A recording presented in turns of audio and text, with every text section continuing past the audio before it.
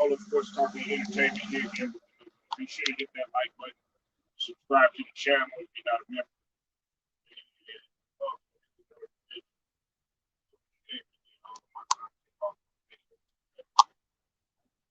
The pride belief that should not even permit any type of pride. It's already on the phone. It's not as a pride.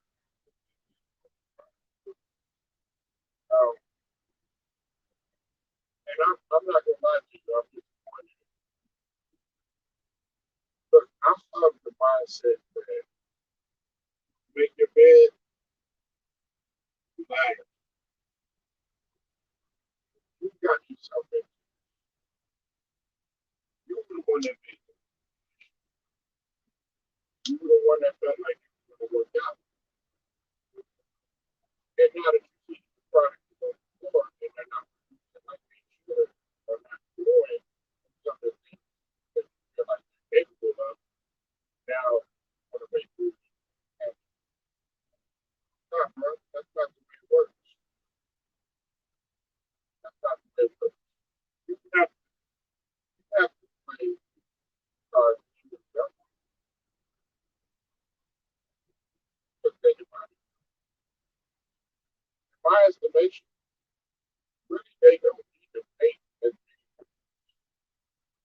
as what people think. Now I know a lot of people are sitting here and they're like, hey, or pretty much everybody's like, they'll point one person to take the credit for being wrong. And the majority of the time, but now I listen to a lot of people and their logic is so screwed up because like if the Lakers lose 9 times out of 10, they will look for any type of way to blame.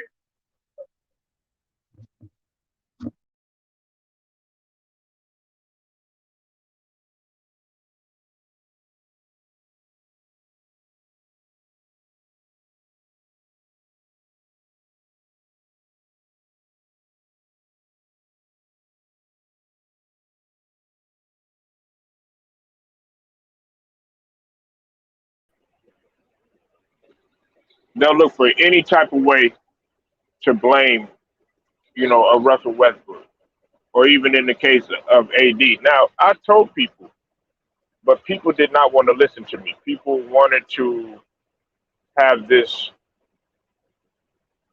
type of mindset to where, oh yeah, well, don't worry about it. AD's gonna get it done, da da da da da, and all this other stuff. He's been working out in the off season. He's been trying to get back into the weight room, things of that nature. Dude, he's a walking injury. He's a walking injury, and of that's because of the piled on injuries, the 50 plus injuries that he's had throughout his career that he suffered from and still recovering from. You know, the Lakers can make all of the changes that they want to, right? But that's not going to promise you a championship, you know. And LeBron's not the only individual that is feeling like, okay, yeah, we need to make changes. You know what I'm saying? Of course, he wants to make changes. Of course, without a doubt, LeBron's frustrated, and he thought that things were gonna be at a better level and everything. Even Melo is frustrated. Melo got ejected from the game. When's the last time you seen Melo get ejected from the game? You understand what I'm saying? When's the last time you seen Melo lose his cool? So see, you have a situation here where they're trying to. You have all these excuses. Listen, Phoenix made. the Lakers, bottom line, looked like they were old, looked like they were slow, looked like they were uh, not in good condition. Then on top of that, they're not. They made them look like they were not cohesive as a team. They had no continuity, you know. And the funny thing is, I was telling the homie True Raw, shout out to True Raw. I was letting him know that Phoenix actually had more turnovers in that game than the Lakers. But the thing about it is they would get turnovers at the wrong time. Now, see, Phoenix continuity is evident that they've been in the trenches with one another. They have good communication. On top of that, youth helps, with the exception of Chris Paul. But even still, listen, that's the thing.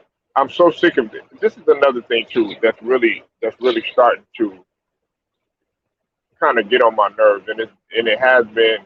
I would say for the last like 3 to 4 years. Everybody's always like putting age as the dominant factor. They're putting age as they're putting age as the primary source of why a team is losing, and that's no excuse. I already told people. I said the Dallas Mavericks, when they won the championship in I think it was 2010, when they won the championship in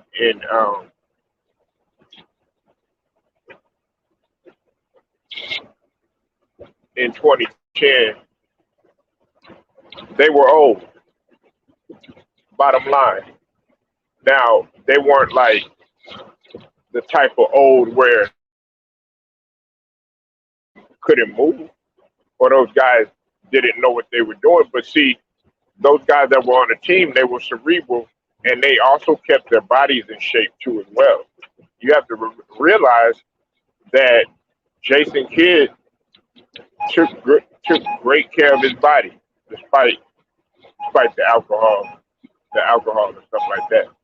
Dirk Nowitzki, I know some people don't want to believe this, and he was older. It wasn't like Dirk Nowitzki was a young spring chicken or anything like that, or an athletic player or anything like that. Then you had Jason Terry, you had Sean Merriam, who was still, he was older, but he was still rather athletic. And you had all the a combination of players on that team that were well over 30, in their 30s, or at the twilight of their career. The same thing with the Spurs. Every year, where at the beginning stages and at the midpoint at Popovich era's peak, every year, I guarantee you, every year, especially when they started to age, what would they say about the Spurs? Oh, they're too old. They're too slow. They're not gonna make it that far in the playoffs. I just don't know about the Spurs. Da da da da da. And what happened? Every single year, they were either in the hunt for a championship or in the finals. And if they didn't make it that far, whatever, they weren't getting bounced out of the first round. Not to my regulation, not that often. So I don't want to hear any of this. Oh yeah, well this team's too old or anything like that. Listen, the Celtics, as they aged, they were still winning. The Lakers, Kareem Abdul-Jabbar was winning in his late 30s. So I don't want to hear about, okay, yeah, this team is too old or anything like that. No, that's not an excuse. It's just that there is no cohesiveness. And then this is another thing too that I think people got to understand too. Um, when it comes to okay, yeah, they want to trade, they automatically want to trade people and get people in here and everything like that. You still have to get some sort of chemistry going. Okay, so you bring in another team, you bring in a whole new set of guys. Those guys got to get familiar with one another. It's just like what Iman Shumpert was saying, and who I'm gonna talk about in a little bit. He was talking about how the bigs and the guards, they got to get used to playing with one another. That stuff takes time. But you keep bringing in all these set of guys. Oh well, this guy's gonna work. Oh, this guy's gonna work. You bringing in G League players and stuff like that have you just throwing them in there with top level competition, playing against like in Isaiah Thomas's case, playing going from a G League team, playing to the second place team coming in from last year, and you expecting him automatically to work wonders, and then having to get reacclimated with playing with LeBron and playing with Westbrook and playing with all these other guys. Look, we can sit up here all day long. We can sit up here all day long and make countless of excuses saying, "Oh, okay, well, yeah, they need to move on defense or they need to do this." You try to blame Frank Vogel. Guess what? Fishdale done took over. Okay, he's not the savior. And look, I like David Fisdale. You know what I'm saying? Listen. David Fisdale does a lot behind the scenes that I don't think a lot of people understand, and I'm not going to get into that in terms for our people and stuff. But it's unfair. It's unfair for you to automatically think that he's just going to automatically turn a mess around. This is a mess that the Lakers have to figure out for themselves. Well, look, we understand that you want to win the title. We understand that you want to get back into the hunt and get back into the swing of things. But then you bring in a whole nother set of guys. Guess what happens? Then you lose again. Then who you gonna blame? You know. And look, we can sit up here and we can talk about LeBron James, his era being over and everything like that. Yes, it's coming to a close. Yes, it's coming to a close. I understand that, and it's been coming to a close. But that doesn't take away from you know the work that this man has put in and everything. But you can't rely on LeBron just offensively and everything. Listen, this is the thing about LeBron that I don't think a lot of people are really taking into consideration. While he's scoring and while he's doing, he's filling up the stat sheet. It's it's not as impactful as what people think. It might be impactful in maybe the first half and everything, but and look, when I say that, you can't get offended by that, right?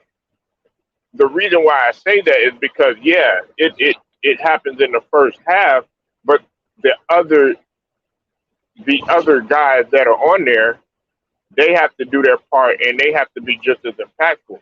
And see, LeBron has had help in the past. He's had a lot of help in the past, and those players maybe didn't score a lot of points and maybe didn't, they didn't fill out a stat sheet as what some people might think. But guess what? Their impact was very. I mean, I'm sorry about that. Their contribution were very impactful, such as the Chris Bosh, who absolutely did not get no credit when he first came to Miami, and everybody knows that. And people were calling him soft, and people were saying this about him and saying that about him. Rob Pelinka, man, uh, he why some people think that he does a good job, him throwing Magic under the bus, or him backstabbing Magic, was the worst thing that he did. And I'm just being honest. Some people may disagree. You know, Magic, whether you want to believe it or not, he actually was on to something. Now, he saw something in Lonzo Ball that a lot of people really didn't see at the time. And then, of course, he wasn't playing up to the expectations and at that time. And then, they ended up moving Lonzo Ball and everything. But now look at him now. He's emerging. Now he's starting to brew. He's starting to cook. He's shooting a lot better than what he did when he was younger. You know, okay, everything that he says in at the press conferences in terms of being focused on player health and the Laker brand and stuff like that. Let's understand something about Lakers fans. Lakers fans are impatient and they want to win now. You know, and I know that there's some guys that have the mentality like, okay, look, we're just going through some trials and tribulations. Let's work through it. It's gonna make us stronger in the end. But then you also have some other guys that are like, you know what? Nah, fuck that. Let's get rid of this team. Let's start off new and let's try to go ahead and get into a championship. You know what I'm saying? Listen, I said from the beginning when they had that in with the 2020 championship, they should not have made so many moves, and they actually could have kept their nucleus together. Okay, yeah, you sit there, you make maybe one or two moves, maybe tweaking, but other than that, you sitting there making a whole bunch of moves and stuff like that. Then you got to have other guys that got to play with each other and get familiar with each other. It's a recipe for disaster.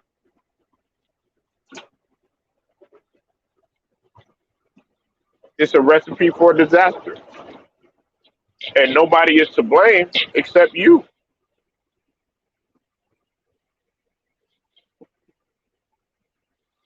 Nobody is to blame except you.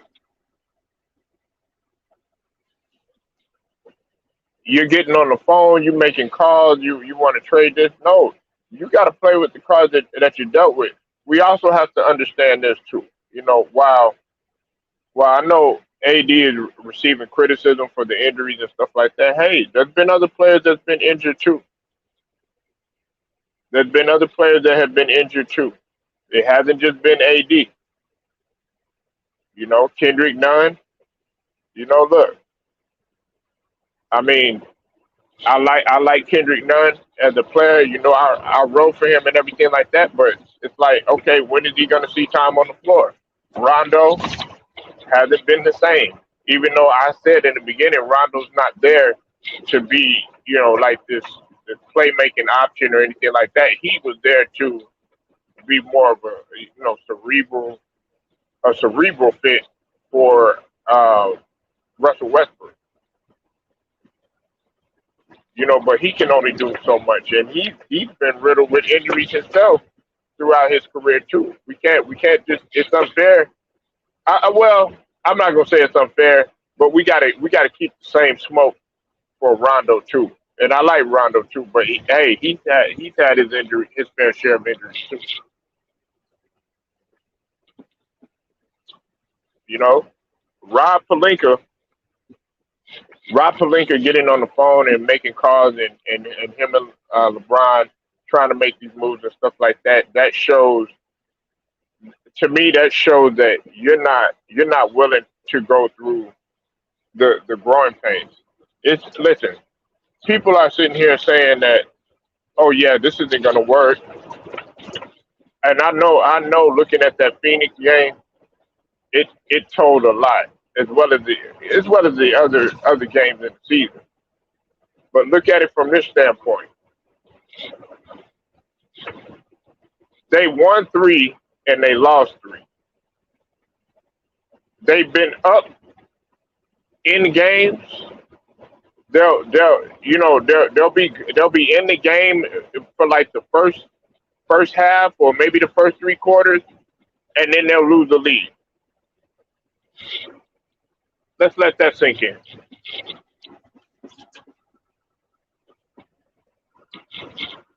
Let's let that sink in. What's up with it, Steven? I see you in the bill.